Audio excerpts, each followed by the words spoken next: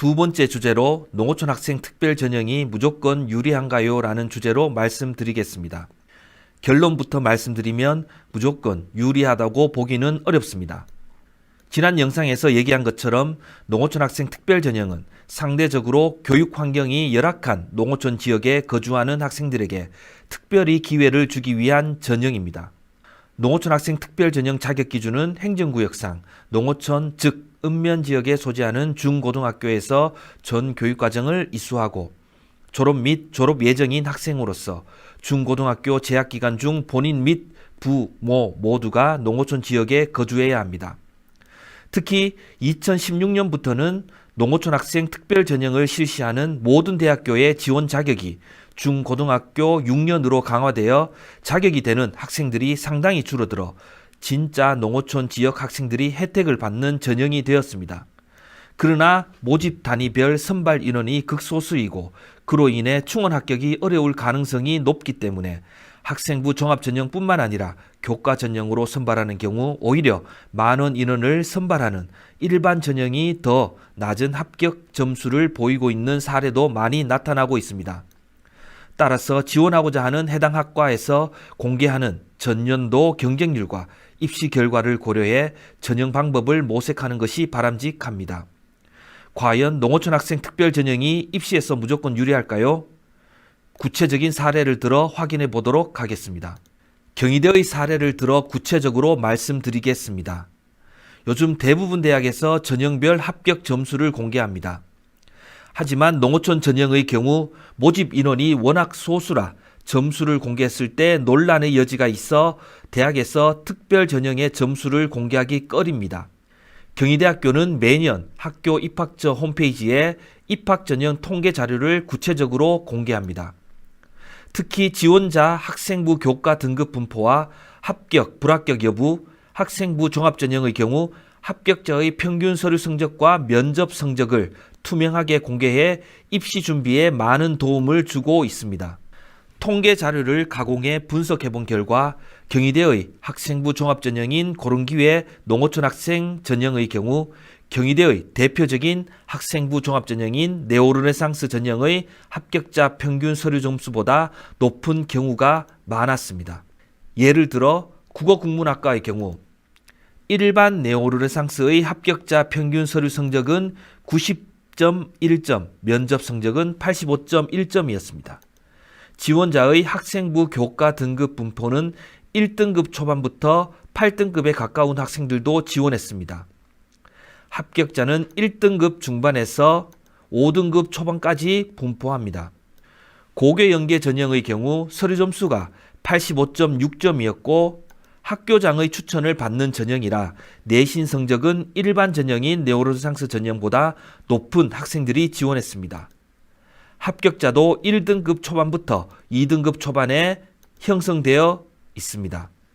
농어촌 전형의 경우 서류 성적 합격자 평균 성적이 89.6점으로 네오르네상스 전형보다 0.5점 낮지만 내신 성적은 1등급 중반부터 2등급까지 분포하고 있습니다.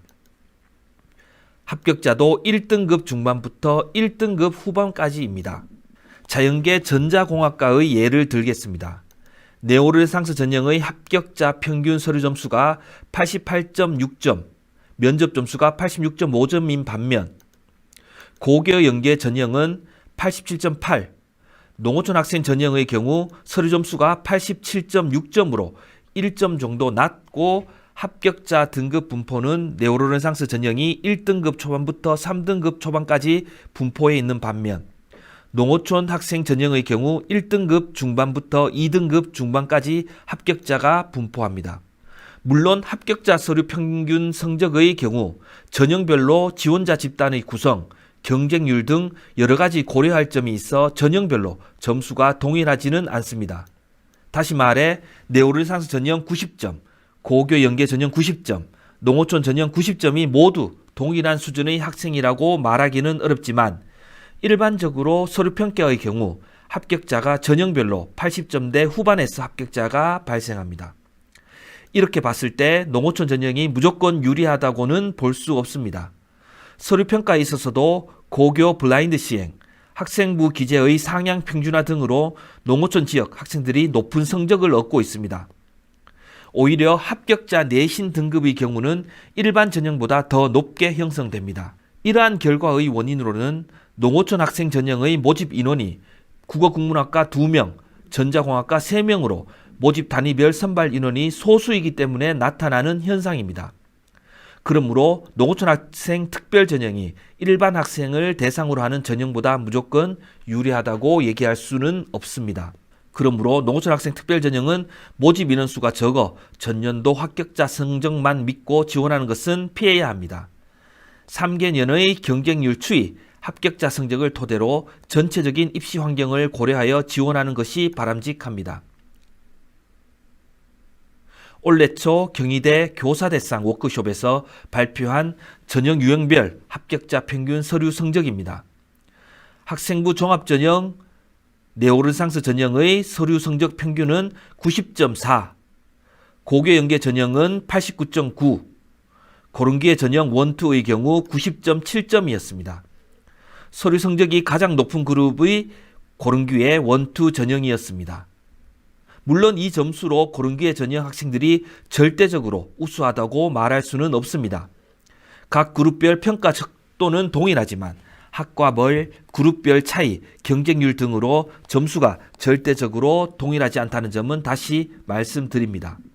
다음으로 경북대학교의 사례를 말씀드리겠습니다. 경북대의 경우도 홈페이지에 입시 결과를 공개합니다. 일반 학생 학생부 종합전형의 경우 영문학과의 입학자 교과 등급은 3.2등급이고 표준 편차는 1.12였습니다. 사학과의 경우 일반 학생은 2.78등급, 표준 편차가 0.22였습니다. 표준 편차가 낮다는 얘기는 그만큼 영문학과보다 사학과 합격자가 평균 등급에 몰려있다는 얘기입니다. 농어촌 전형의 경우 영어 영문학과 입학자 교과 등급은 2.73등급으로 일반 전형보다 0.47등급 높습니다. 사학과의 경우 3.21등급으로 오히려 일반 전형보다 0.43등급 낮습니다. 이렇게 내신 성적으로만 판단했을 때 학과별로 농어촌 학생 전형이 유리할 수도 불리할 수도 있습니다. 문제는 농어촌 학생 전형의 경우 인문대학에서 영어 영문학과 사학과를 제외하고 입학 결과를 공개하지 않습니다.